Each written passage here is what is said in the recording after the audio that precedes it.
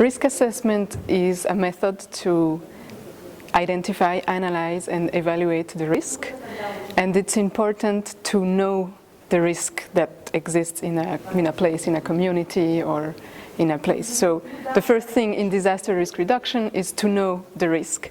And then once you know it, you can prioritize and identify the measures you need to do to reduce that risk. I will talk about Switzerland because that's where I'm from. So for example, for floods, so at national level they designed or they created a law that says that every place in Switzerland has to have their hazard map or risk map also. So mapping for each village, each place, what the hazards are. And then, so depending on the results of that map, local authorities decide what measures have to be taken.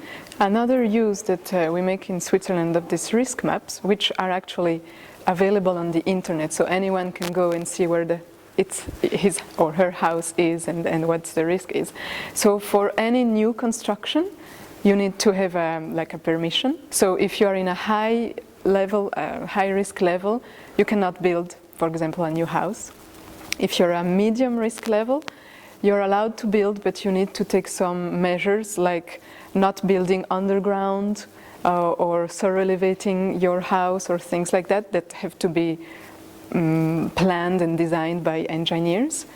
And if it's low level, usually buildings, constructions are allowed, but you need to know that you are in a low risk zone, that a flood might happen, and you need to know it in order to be aware of the risk. I would say that risk maps are the base to then plan your land use planning. So that would be prevention measure, mitigation measures, preparedness measures. So it would be your step number one to then reduce your risk and manage your risk.